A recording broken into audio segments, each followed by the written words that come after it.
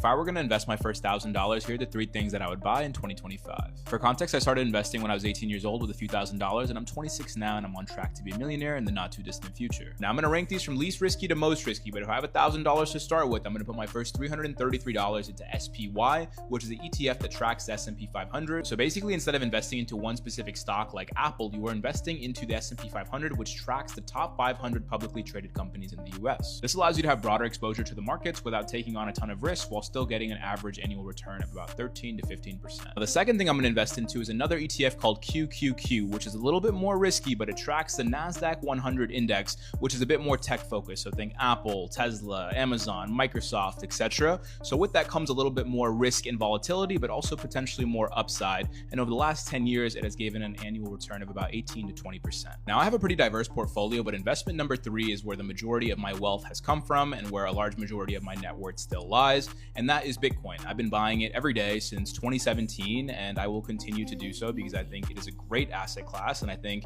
it is irresponsible not to have some level of exposure to it. And over the last 10 years, it has been sketchy and scammy and a little woo-woo and kind of weird, but over the last 10 years, it has solidified itself as one of the best, if not the best, performing asset classes over the last decade. And if you compare the charts, 13 to 15% for SPY, 18 to 20% for QQQ, and then 40 to 50% for Bitcoin. Like, I'm not saying you will continue to see that growth as it, has really started to establish itself. Growth might slow down a little bit, but I still think it has quite a way to go. Let me know if you have any questions. Peace.